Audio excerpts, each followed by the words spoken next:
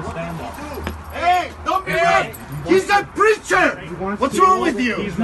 What's wrong with you? In December 2020, Albertans were not allowed to have private social gatherings in any number. Right. Yeah. So you and I, if we got together private socially, that was prohibited. 2 people prohibited. We're not in the same household. Right. So anybody in that circumstance having a private social gathering was in violation of CMOH orders. Yeah. Now, what happened in December 2020, as in every December, Christmas. So there was all sorts of violations during that time because of the very strict lockdown. Now, many people were also complying, so it's not like it was a completely ignored law.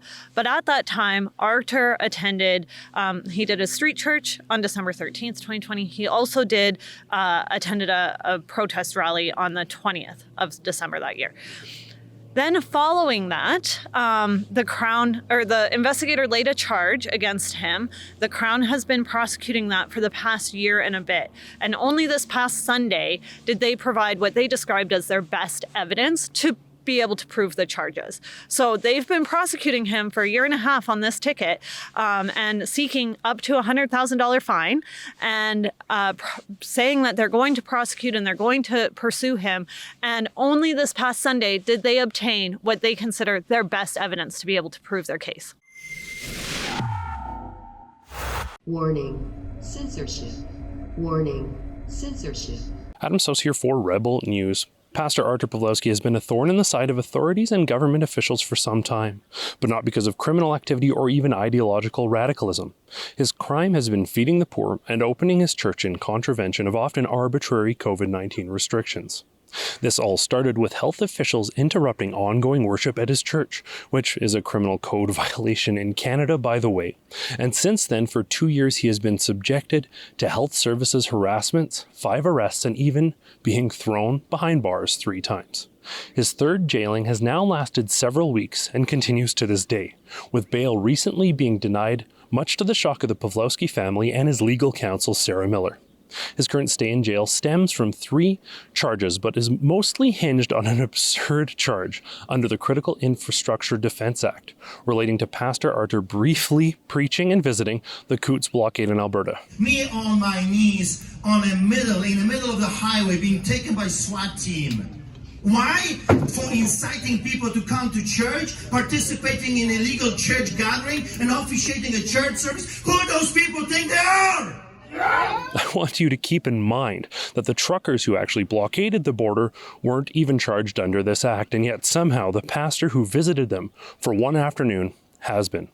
While Sarah Miller was working to appeal the denial of bail, 3 additional charges stemming from incidents over the previous 2 years were piled onto the existing and now nearly innumerable charges that Artur is facing, and is what is quite possibly the most glaring legal witch hunt in Canadian history. If Justin Trudeau made a straw man of peaceful truckers protesting in Ottawa, Alberta Premier Jason Kenney has very much done the same with Christian pastors, and none more so than Pastor Artur Pawlowski. In a moment, I will be joined by Sarah Miller of JSS Barristers, who has been serving as Pastor Artur Pawlowski's legal counsel at no cost to him, thanks to your tax receipt eligible donations at saveartur.com. She will attempt to recap the latest in the seemingly endless charges that are being levied against the most persecuted man in Canada. She will also provide us with an update on the bail appeals process and the prognosis for when Artur may once again be at home with his family. So, Sarah, Pastor Artur Pawlowski has, I think, in my opinion, not putting these words in your mouth, become one of the most persecuted men, certainly presently in Canada, certainly under COVID-19 restrictions, very potentially all time. And all of this as a result of his feeding the homeless community, opening his church in sort of contravention of some health guidelines. In addition to the latest charges, in addition to bail being denied, there are now 3 additional charges being sort of levied against Pastor Artur Pawlowski, or at least he's alleged of these charges.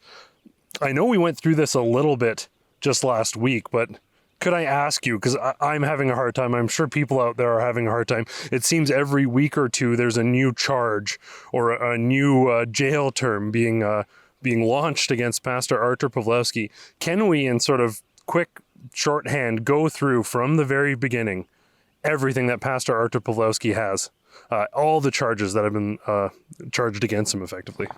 Absolutely. So what your viewers will remember is back in 2020, we had a lockdown measures placed on us, right? All of us in Alberta, across the country. Those lockdown measures were supposed to attract tickets. And Artur Pawlowski was fined or charged under that system, under a CMOH order. So that was the first thing that kind of triggered all of this, right? Is what should have been a $1,000 fine has now been launched into a full prosecution by the Crown prosecutor, and he's facing up to $100,000 for attending his church on the street, feeding the homeless, as you say, and attending a public protest, right? And so the Crown has now come after him, seeking up to $100,000 for a fine, and that was just a gathering issue, right? And since then, the police and the prosecution has escalated and escalated and escalated it.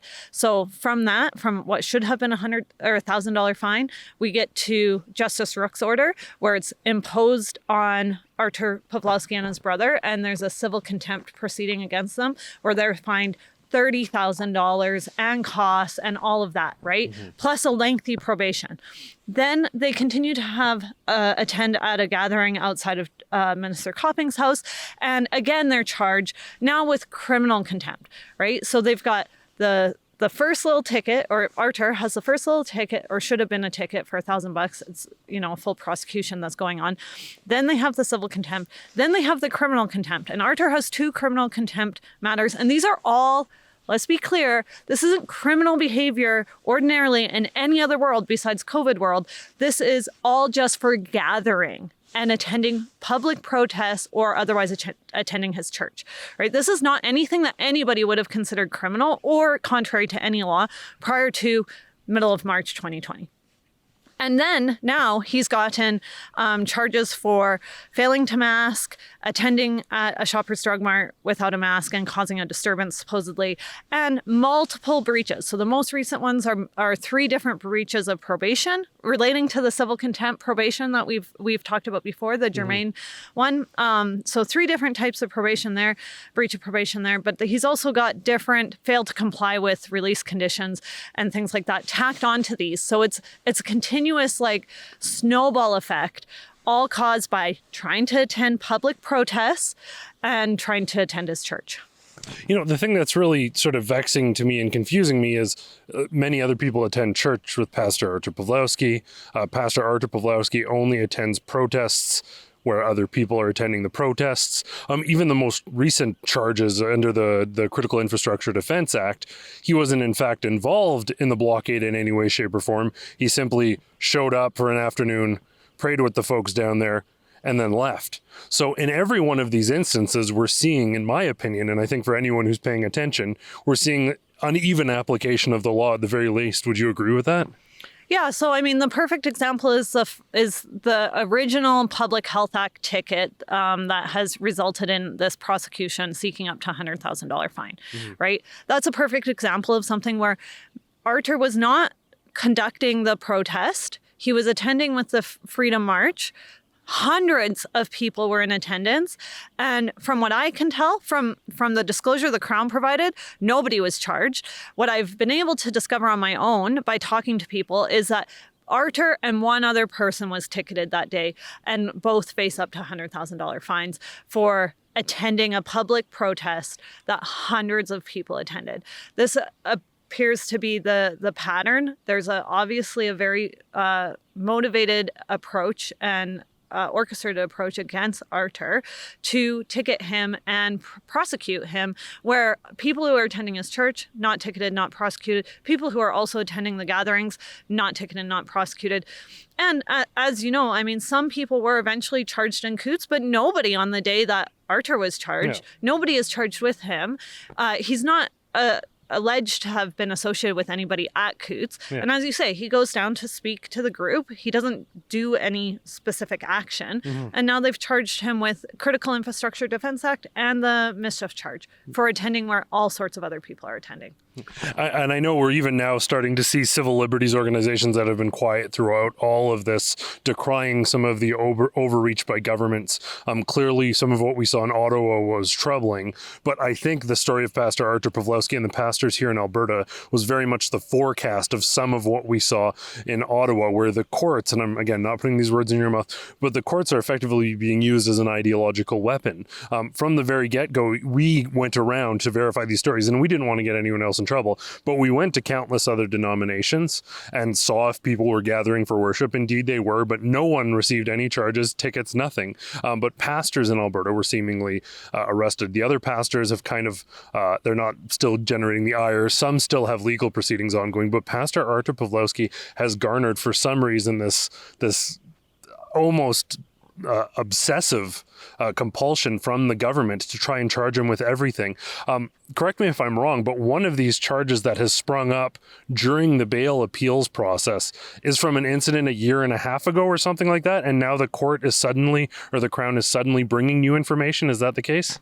So not exactly, Adam. What happened was in December 2020, we were not allowed, Albertans were not allowed to gather, have private social gatherings in any number. Right. Yeah. So you and I, if we got together private socially, that was prohibited. 2 people prohibited. We're not in the same household. Right. So anybody in that circumstance having a private social gathering was in violation of CMOH orders. Yeah. Now, what happened in December 2020, as in every December, Christmas. So there was all sorts of violations during that time because of the very strict lockdown. Now, many people were also complying, so it's not like it was a completely ignored law.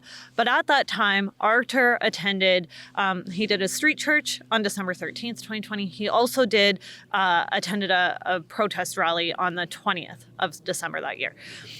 Then following that, the Crown, or the investigator laid a charge against him. The Crown has been prosecuting that for the past year and a bit. And only this past Sunday did they provide what they described as their best evidence to be able to prove the charges. So they've been prosecuting him for a year and a half on this ticket and seeking up to $100,000 fine and saying that they're going to prosecute and they're going to pursue him. And only this past Sunday did they obtain what they consider their best evidence to be able to prove their case. It's shocking, and we're going to find this out, I can assure folks out there. But once we get the information on how much money has been spent not only on the legal battle, but literally on police activity, surveillance, which has reportedly taken place, all of this stuff to target Pastor Artur Pawlowski, who, as I said from the get-go, very likely one of the most targeted and persecuted men in the country, certainly right now. The family has been through so much. For many people out there, they may be used to this. They may be used to seeing a headline, Pastor Artur Pawlowski arrested. But I can assure you, for the family, for you as legal counsel, every one of these cases comes as a shock, because the family, you, myself, were painfully aware of the facts of the story, and it seems pretty glaring that there is an ideological enforcement taking place against Pastor Artur Pawlowski. In almost every one of these instances, we can see that he is receiving the most extreme possible treatment from authorities, where other people are giving a free pass, maybe a warning or a ticket. He seems to be thrown behind bars. He seems to have SWAT-style arrests roadside time and time again. I suppose, finally, as we sort of wrap up here, Pastor Artur, for those who don't know, is still behind bars right now. His bail has been denied. With these new charges pending during this bail process, what is the prognosis? What is the prospectus of Pastor Artur Pawlowski actually being able to go home to his family, being able to get out from behind bars? My hope is that he can get out and go home. In my estimation, the decision that keeps him behind bars is really unreasonable. He has only ever been gathering in a manner that would have never, ever been considered criminal in any other circumstance if it wasn't for COVID-19. Mm-hmm. And to have somebody incarcerated, and not only incarcerated, but in solitary confinement incarceration is just extreme and is an improper use of our resources, frankly. Nobody in Miss Artur Pawlowski's situation needs to be incarcerated. There are all sorts of measures that are available in order to ensure somebody comes to court for their next court appearance or obeys the law, right? And it's just a whole escalation that we did not expect to see from the provincial court. And we really hope that the Court of Queen's Bench reverses that. Now, if they don't, Artur Pawlowski could sit in jail for a very long time. Extremely troubling. And as you said, we know Pastor Artur does make his court appearances. If he's asked to come in, he does come in. They ambush him for no reason when he's willing to speak with them perfectly reasonably. When he makes requests, simply come make an appointment with me when it's not during church. Please reach out and talk to my lawyer and she can communicate this to me. Authorities are simply not complying with those very reasonable requests that I suspect they would likely cooperate with a very serious criminal. So it's shocking. It's certainly upsetting. And the fact that a pastor, people must not become desensitized to this. A pastor is sitting behind bars right now. Ultimately, whatever you think about the restrictions, whatever you think about the mandates, whether you like Pastor Artur Pawlowski or not, he is behind bars for feeding the homeless and for opening his church. I have to tell you guys something.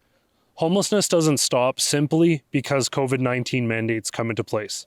Those communities who are freezing on the street don't stop being hungry just because there is a virus going around. Say what you will about Pastor Artur Pawlowski, but we've been reporting on this story. You talk to those people and they know that he is there for them. They know that he will feed them. That is why Pastor Artur Pawlowski is so persistent. He doesn't want to garner the ire of the government. He doesn't want to generate hatred. He doesn't want to fight. He wants to be left in peace to take care of these people who need him the most. Sadly, the courts are being wielded as political weapons instead of doing their jobs, which is to uphold the laws of the land, first and foremost among them being the Criminal Code of Canada and the Canadian Charter of Rights and Freedoms. While mandates and measures begin to fade away, Artur is still in for the fight of his life. We must not forget about his ongoing legal harassment and the clear ideological warfare being directed against him. Please consider donating to his legal defense at saveartur.com. And as always, thanks so much for tuning in. For Rebel News, I'm Adam Sos. Hello friends, this is Pastor Artur Pawlowski. If you're watching this video right now, that means I am in jail and they successfully arrested me.